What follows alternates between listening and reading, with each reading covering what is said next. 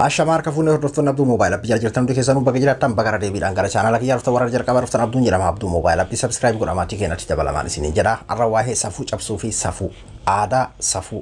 jechuun aadaan oromoo safuu qaba yookiin ammoo safuu cabsuu kan jedhu kan dhiheenya kana ajandaa nuuf ta'e yeroo kanatti silaa ka ajandaa ta'uu hin qabu ture yeroo gartee diinni walgaha oromoo kan akkamitti fashalsa jedhee bal'inaan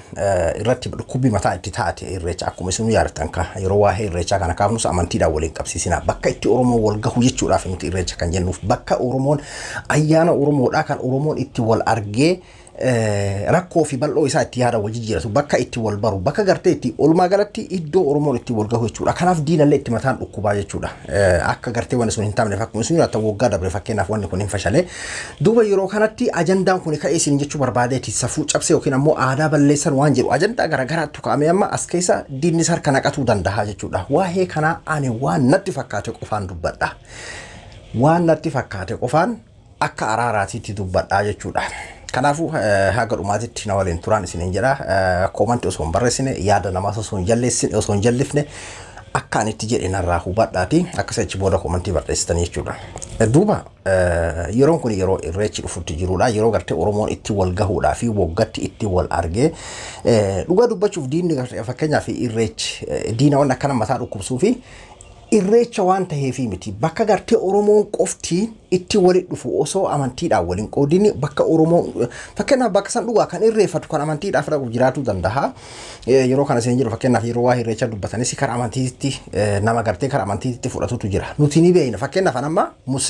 muslima ta'ee irreecha yoon dhaqe irreecha gabbaruuf yookiin guyyaan sun guyyaa irreechaatti guyyaa san gabbara jedheeti miti achitti oromoodhaan wal arga yookiin ammoo achitti oromoodhaan wal bara aadaa achitti agarsiifamu sanii ilaala jedheetiin dhaqaa jechuudha kan biraa hoo kan amantii akkasuma amantii irreecha yookiin waaqeffannaa san qabus irreeffatuudhaaf kan dhaqullee ni jira jechuudha kanaafu haa ta'u kanummaan irreeffatu dhaqullee namni amantii kana fakkeenyaaf amantii waaqeffataa kan namni qabu oromoo qofaa jechuudha duuba maalinni yeroo kanatti amma yeroo fakkeenyaaf uffata aadaatis irreechi dhufe jedhanii warri aadaa uffata aadaa kan itti wal kakaasan yeroo itti wal afeeranii gartee irreechaaf aadaa mul'isan kana keessatti aadaan cabee kan jedhu kun as bahee jechuudha.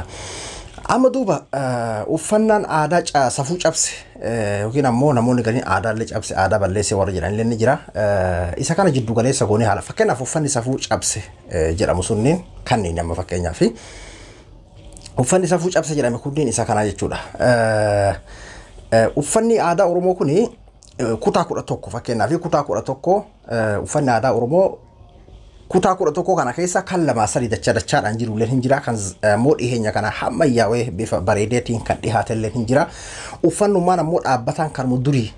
lafa jiru kunillee hammayyoomee ni jira jechuudha hammayyaamuu fi hammayyoomni waanuma bareedaadha yoo hammayyaa'e fakkeenyaaf saba biraatu ufitti harkisee akka sabni kun gartee sadarkaa addunyaatti beekumtii guddaa argatu godhuudhaaf nama gargaaraa jechuudha inni biraa ammoo warra gartee warra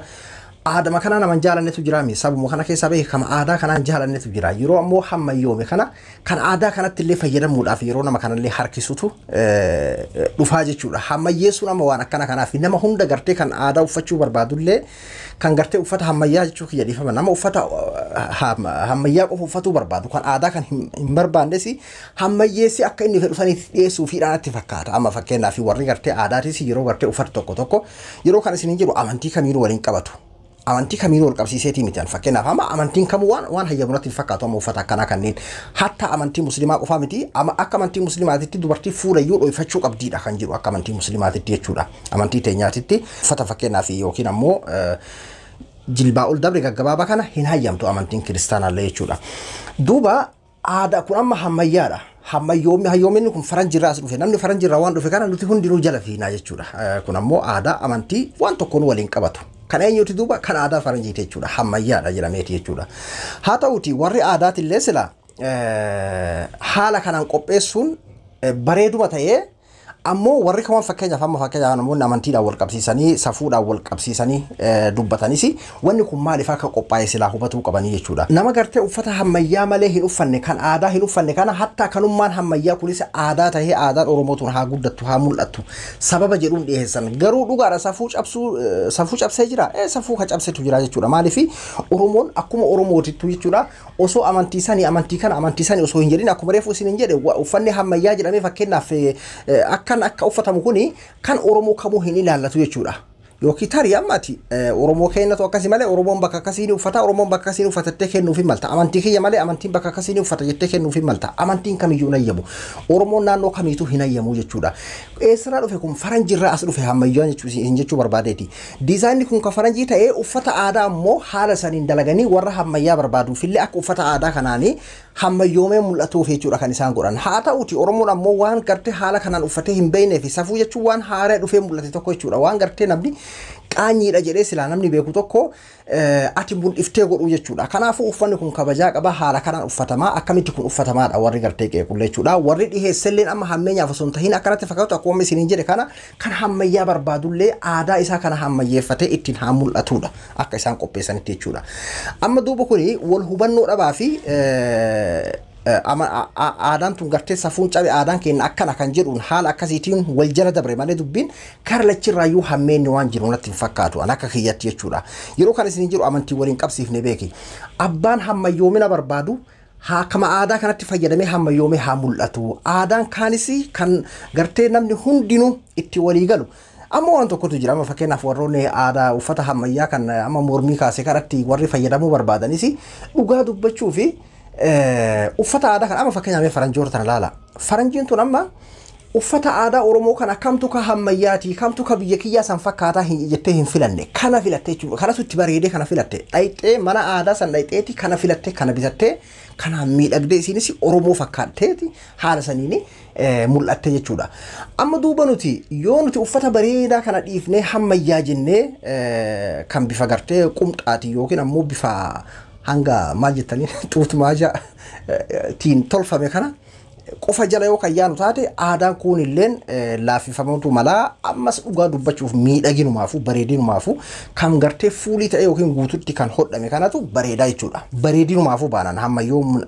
hammayyummaaf iyyuu jechuudha maaliif kaan yeroo dheeraa yeroo hunda uffatamu fakkeen uffata aadaa namni yeroo hunda uffatu hin jiru yeroo wahiiti yeroo cidhaa haa ta'u yeroo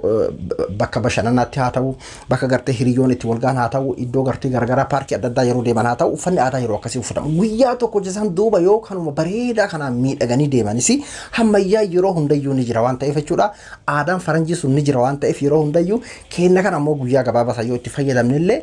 hamaa miti jechuudha haa ta'uti ammoo waan nama ajaa'ibsu warra tokkotu jira akkamumatti safuu jedhanii jedhee kan saba kanatti dheekkamutu jira kuni gonkumaa fudhataman qabu an akka kiyyatti akka nama dhuunfaa tokkotti sabni kuni naan taane jedheeti yoo fakkeenyaaf harki caalu hin ta'u jedhe baratillee booda girrisaa jechuuf deemta akkuma gartee taayyeen girrisaa jedheetiin saba jumlaadhaan arrabsiisan jechuudha warri biltsiginnaa jumlaadhaan arrabsiisan akkasiif deemta maaliifi tokkotu jira kan akka an fedhu san attaan fakkeenyaaf amma koomantii makana jalaallee akka an fedhu irraa maayite jedhee amma kan arrabsuun dhabamu jechuudha garuu akkasii miti dubbiin sabni kun maal fedha akkuma Umar Suleymaan jedhe namni kudhan yoo gartee namni 9 maraata ta'e tokko yoo fayyaa ta'e maraataan tokkochisan ta'a jechuudha kanaafuu ati saba kee kana kan irraa alatti kana isa faana deemuu qabda jechuudha sabni kun maal fedha sabni kun jibbe hayya ati jibbite anillee jibbinaaf hin taane dhiisuudha akkamitti gartee safuun cabe jedhama jedhamee saba kanarratti duuluun ama fakkeenyaaf kan amantii isaatiin wal qabsiisee jedhutu jira kan aadaa wal qabsiisee jedhutu jira kan aadammaan kunu yoo gartee haala kanaan deemamuu baate yoo gartee haala kana qofarratti deebi aadaan kunu hin caba yookiin hin bushaa jedhee kan akkasitti yaade hayyuu meeqatu as keessa jira jechuudha warra waan kana qeequ jiru kana keessa kanaafuu akkasitti hubachuu qabnaa jechuudha laakiin kana bira dabaramee akkamitti safuu jedhama jedhee saba kanarratti duuluun atillee deemtee booda girrisaadha sabni kun homaa hin beeku yoo nan deeggariin girrisaadha maangaadha akkuma jedhamu sanitti tarkaanfatamu ta'a jechuudha kanaafuu wanni saba kanaan taane nuufis hin ta'u jechuudha amma warri aadaa kana qopheesse hammeenyaa fi miti warri wanni isaan qopheessaniif akkuma isiniin jedhe warri aadaa faranjii san barbaadulleen kenna kana faranjoomsinee hammayyeessinee itti haa fayyadamuudha warri safuu jedhulleen uffata aadaa oromoo kan akkanaa takka hin agarree kun ammoo safuu cabsuudha intalli oromoo gudeeda ofii mul'iftu intalli oromoo handhuura ofii mul'iftu kan handhuura mul'iseetiin qoma ofii mul'isee yookiin ammoo sarbaa ofii mul'isee akkanatti qullaa uffatamu aadaa oromootis miti uffata oromootillee miti kun safuu cabsuudha waan biraatti nu seene kan jedhuudha kun ammoo dhuguma oromoon durii akkasitti uffatu laakiin amman tan akka faranjii irraa nutti dhufetti ammoo uffanni akkasitti uffatamu kan faranjii santu jira waan ta'eef kan gartee san barbaadulleen uffatuma kenna kan uffatee ittiin haa miidhaguudha jedhameetiin haga danda'ame yoo danda'ame nama barsiisuudha garuu namni namarraa fudhachuudha butu malaa nuti hundinuu hammayyaan feena yoo kijibne malee jechuudha kana hogguu jedhamu dubartii qofaa miti dhiirrillee nuti hundinuu waan faranjiin nu tolchite numa feena uummata adii tolche waan ta'eef jechuudha kanaafuu namni gartee waan hammayyaa takka hin feene hin jiru garuu bakka aadaa kana keessa aadaan abbaa qabdii aadaan gartee waan hayyuun meeqaan gartee bocamee lafa kaahamu waan ta'eef of eeggannoodhaan yoo deemame irra wayyaadha jechuudha. Sababa saniitiin ammoo walirratti duuluun ajandaa walii ta'uun yeroo kana keessattuu fakkeenyaaf amma yeroo irreechaa akka diinni gartee namni waliin agarreef yeroo qabsoon guddaan godhamaa jiru kana irratti ajandaa godhannee ammoo gamaa gamana hafarsuun sirrii miti jechuudha. Warri gartee akkasitti uffatelleen hammeenya qofa keessa fiidanii yookiin ammoo waan biraatitti kutoo sun taane akkuma isiniin jedhe kana wanni qophaa'eef maal inni kan jedhu laaluu qabnaa jechuudha. Warri sun hammeenyaa fi miti kan isaan qopheessanii warra akkas malee hin feenetu jira. Nama uumaa isa an uffata akkana malee hin uffadhu nama jedhutu jira jechuudha. Kan uffata akkasii malee hin uffadhu jedhesi fakkeenyaaf amma uffanni aadaa bifa akka fakkeenyaaf amma amantii musliimaa ta'utti akka jallaabaatti yoo tolfamee fakkeenyaaf nama hedduutu uffataa jira jechuudha.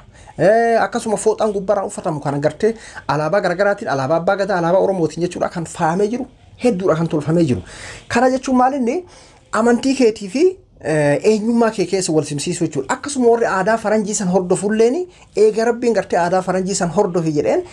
kanuma aadaa kanarra akka faranjii sanitti tolfadheetiin itti fayyadamaa jechuudha kan dhufeedha jechuudha. Inni hammeenya inni qabu akkuma jiru ta'ee isin jechuudha hammeenya qabu jechuudha kiyyaa miti. Warri tolchesaniif tolche malee hammeenya yookiin aadaa kana balleessuudhaaf akkasiin jettassan baalagummaadhaaf miti jechuudha. Akkasitti fudhachuu qabna. Warri ammoo uffata aadaa kana tolchetanis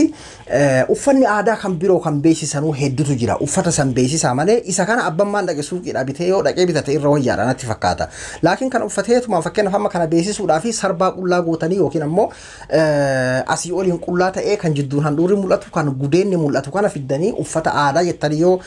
irreechi dhufee jira uffata aadaa irreechi loading jettaniiti yoo keessan sirrii miti jechuudha. Uffanni aadaa kan beeksifamu kan bira kan hammayyoome bar kan safuun cabsine hedduutu jira. Hammayyoome akka ajaa'ibaatitti kan safuun cabsine hedduutu jira jechuudha. Kanaafuu san qabattanii yoo san beeksiftan kanaammoo abbaan barbaade dhaqee dukkaadhaa yoo bitate suuqiidhaa yoo bitate homaara koon qabu jedheeti yaada. Warri ammoo akkamitti safuu jedhan ummanni kun faaraadha yookiin ammoo duubatti hafaadha Oromoon homaan beeku akkasitti fudhachuun sirrii miti. Amma irra guddaa waan akkasitti mul'ata jechuudha. Dhugaadha uffanni Oromoodha tokkolleen kan qullaa nama oofuu hin jiru jechuudha. Aadaa Oromoo kudha takkanuu keessa safuu isaa akkuma amma jedhamu kanatti kan safuu isaa eeggatee kan gartee kabajaa isaa eeggateedha. Kanaafuu waan dhugaan lafa jiru kana lakki kiyya kana gartee Ameerikarraa dhufe kana diizaayin Ameerikarraa dhufe kanaan fudhachiisa jettee saba kanarratti duuluun taayyeedhaan garagara siin godhu. Booda maaliif deemtaatillee waa takkan beeku kun maangaadha girisaadha jetteetumaan saba kana arrabsuutti tarkaanfattaa jechuudha. Kanaafuu haala akkasii yookiin ammoo nama tokko taatee saba kana fakkeenyaaf waan sabni kun jibbe ammoo akkamitti jibban jetteetiin micciirama akkasii rabbi yoo si jala qabe na amane karaa dheeraa deemuu hin dandeessu. Warra akkasitti mul'ata hedduminaan jechuudha sooshaal miidiyaa kanarratti. Kanaafuu akkasitti jiddu galeessa godhannee deemuu qabna jechuudha. Kun waan anatti fakkaateedha. Abduudha. An abduudha abduu moobaayila biraay hanga qophii biraatti walitti deebinutti naqaannaa tura.